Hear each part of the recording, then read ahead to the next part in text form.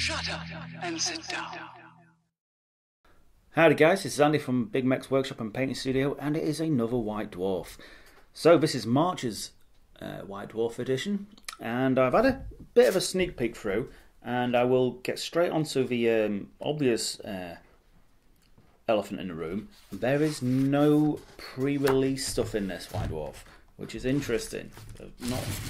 That's an unusual one. They normally have photos of the pre-release stuff, so they've been really sneaky this time round and not give us any little sneak peeks into what's coming up this month. So as always, got the stuff about who's doing what and into the contents. Now, as you can see, there's a lot of pictures of assassins in here, and we all know what's coming up in that. There is a lot of stuff about assassins in this particular one, so we'll spend a little bit of time talking about that.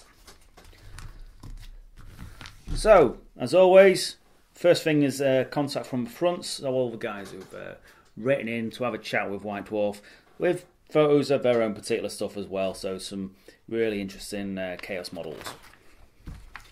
And the readers' models. Now, I do believe we've seen this particular Ultramarine a few times, but they've got a nice cross-section of different ranges with a very interesting Demon Prince, which has got the editor's model of the month. And he's from the Skull Alliance, so he's probably a kid. So congratulations to that dude. You've done a great job on that. It's a really cool looking fig. So, the Worlds of Warhammer. Well, this is from Phil Kelly. He's the guest editor on this edition. So we're now talking about the various different worlds in 40k and how to make your own and that sort of thing. And this is a nice little picture here in the bottom corner. It's about the world of Vigilus, which is obviously huge at the minute. It's where all the unpleasantness is occurring. And obviously, hopefully, chaos will overrun the place and the Imperium will be sunk. But I'm biased. So, Age of Sigmar. Bit of a Goblin versus Tree Hugger fight here. Which, let's face it, with the new Goblin ranges at the minute, the Gloomspire Goblins look absolutely awesome. I've always had a bit of a soft spot for Goblins. Night Goblins, they look great. I've always been a fan of Forest Goblins, so it's a bit of a shame that I've not updated them. But the new Squigs and the Squig Hoppers are just awesome. I really do fancy painting some of them. So I'll see if I can convince Dodge into letting us pick some of them little dudes up. So, some more Age of Sigmar. This is Rules of Engagement. Is focused on creation, design, and evolution of rules for Age of Sigmar, and it is by Jervis Johnson. So, obviously, big photo of the big man himself, Nagash, and some rather lengthy explanation on how playtesting works. But obviously, playtesting is not everything. They don't cover every chance encounter what you can come up with, which is why they bring out the handbooks, chapter approved, that sort of thing, because the game needs to evolve in order to be competitive. So we've got a Age of Sigmar undead based story, which is kind of cool, and obviously involving the Stormcast Eternals. I think that's the correct name. And very nicely got some new, I hope that's a new battle plan for a Triumph and Treachery game. It'd be very cool to see more extra missions and things. And it is a 4-way game involving tree huggers of the tree variety, Cornate Chaos, some undead, led by what looks like a vampire on a very coolly converted Archaean model. And then we have some ogres and I forget what they are. Little guys. You know the ones I mean. Grots. That's the word. So I've not played any fantasy since Age of Sigmar started. I've always liked the massive difference between the different systems, but I will say that the models for Age of Sigmar are really, really nice. So as always, I'm going to skip to the end of the battle report. We don't want to spoil it for you, and move on to the story, the information about the different realms of magic. Now, it's been an ongoing series for the last few editions. So this is about the realm of life and the Jade Wizards. So obviously it's going to be sort of a lot of the treekin type things and all that sort of stuff. So nice little conversion ideas and little bits of hints on how to get the best out of your models, how to make them wizards or interesting, just to make your models a bit more unique. And this little dude has got an actual elven head, which is kind of cool, on his branch wraith. Really, really nice. And obviously a bit of a paint splatter for your bases as well. So, creating a battlefield. Now this guy, James Littler, he's the author of this particular article. He is the guy we refer to as Gandalf when we're talking about painting terrain. If you're interested in terrain, this is definitely going to be worth reading. That guy is an absolute ninja when it comes to painting terrain. He does it such an easy way, and it gets such great results. It's so simple and so fast. It's unreal. So it's definitely going to be worth reading this. I think I'm definitely going to have a nosy through it myself. See if there's anything in the article what I've forgotten or he missed out in the demonstrations what I've been to see. And of course, a little bit of a converting, making your own little tricks to make a very cool looking scenery kit.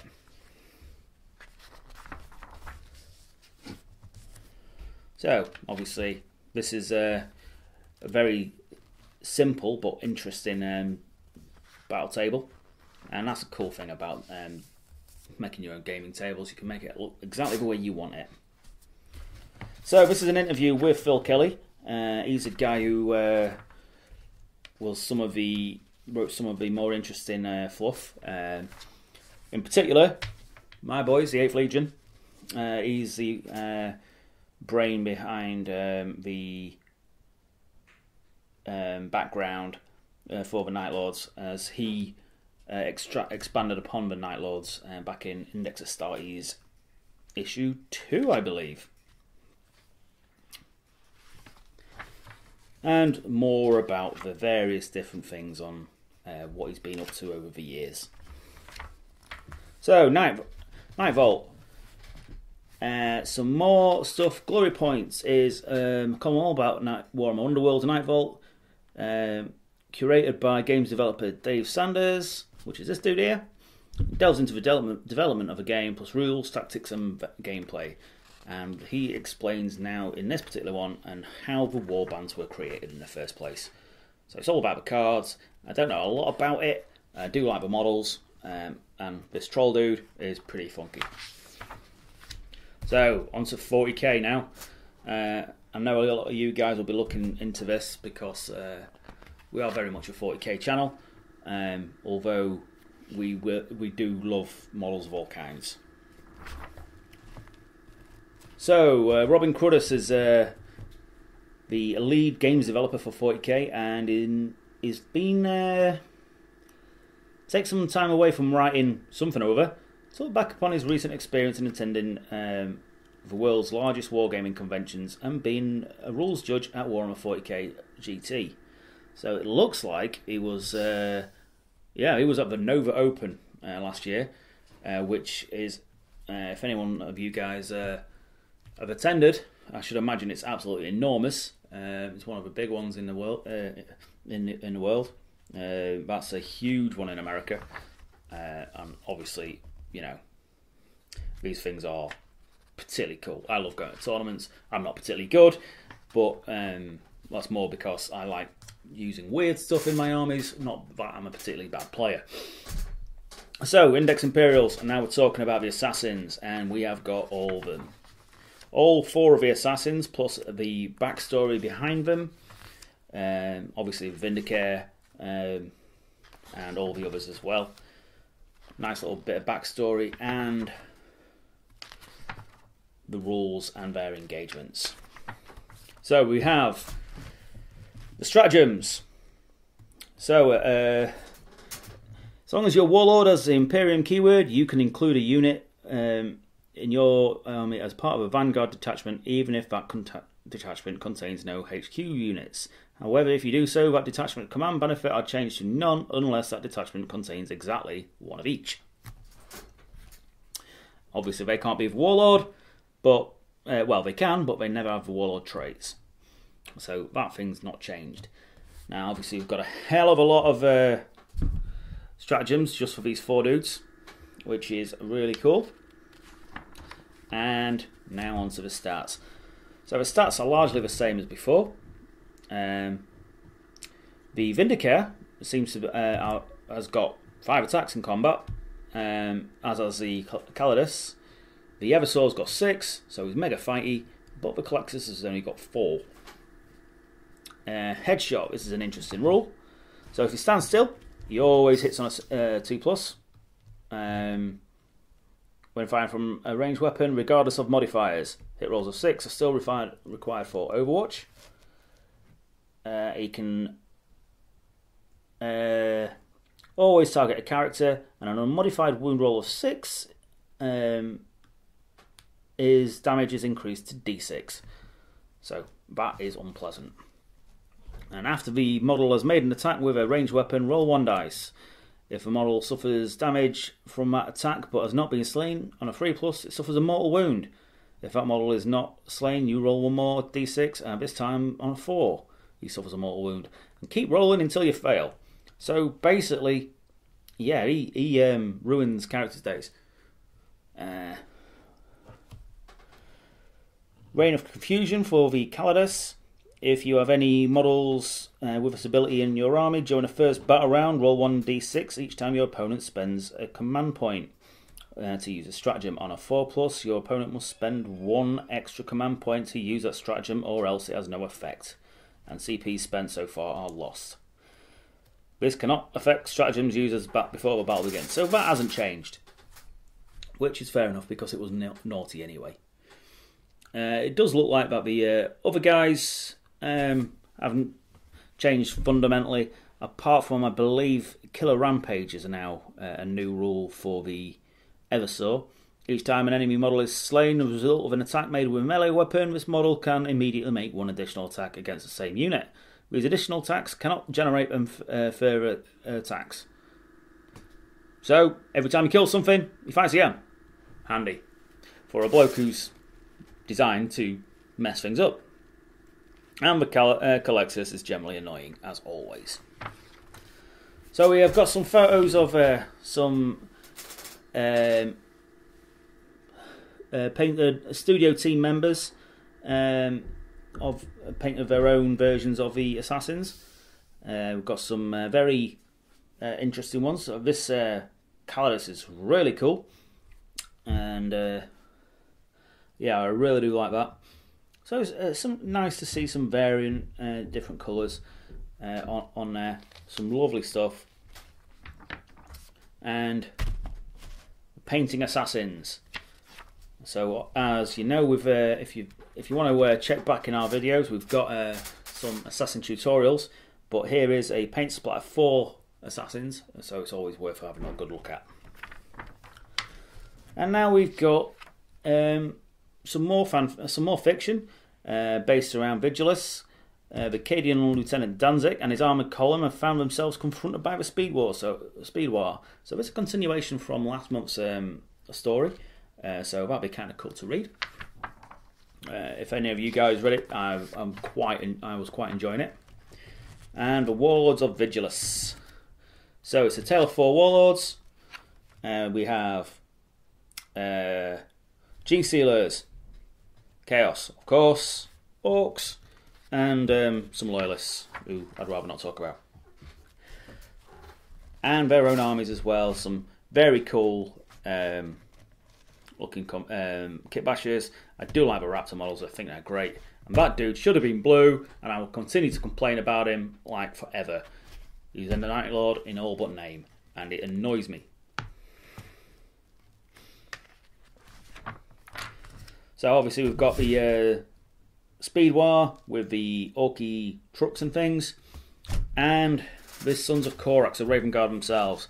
Now we have been asked if we would do a Raven Guard type tutorial, and we have one in the bag right now. Dodge has just finished painting it. It needs editing and the audio add into it, but that will be coming up over the next few weeks. So keep your eyes out for that one, as he's done a Raven Guard chaplain, so it'll also cover your chaplain models as well. So we have a bloke who's got pretty much every knight ever here. This is the featured army, and it's an army of knights, and well, yeah, that's pretty much all you can say. But they are very, very nice ones. He's done a really good job on the paintwork. Nice bit of subtle battle damage as well. So it's good to see a really nice looking army there.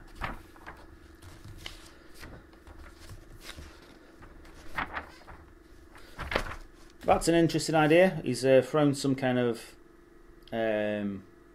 wiring into the energy shield to make it look, and the lance to make it look like it's got an energy field. I think that's a really nice touch on the model there.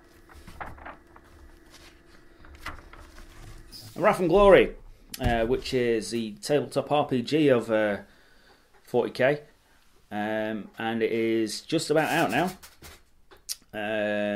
I'm hoping one of my mates will acquire a copy of this so we can give it a try, and then I'll be able to give you a bit of an insight into what I think of it. As I have played some of the older ones, played Black Crusade and Death Watch, which I both thoroughly enjoyed, although the mechanics they do feel like Hollywood Marines, if you're ever playing a Marine in that. So choose your hero. You can be an Orc Commando or an Eldar Corsair. How cool is that? That sounds proper random. I love the idea of it. So a bit more about the game itself. And now it's a bit of Blood Bowl stuff. And this is an article I'm definitely going to have to read, because this is the team I possess, Blood Bowl. It's about goblins, which I've done one video of, which is a test colour for my goblin team. I'm in the process of doing another goblin for a test colour. I need to decide really what colours I'm going to go for. I want my Blood Bowl team to look really funky.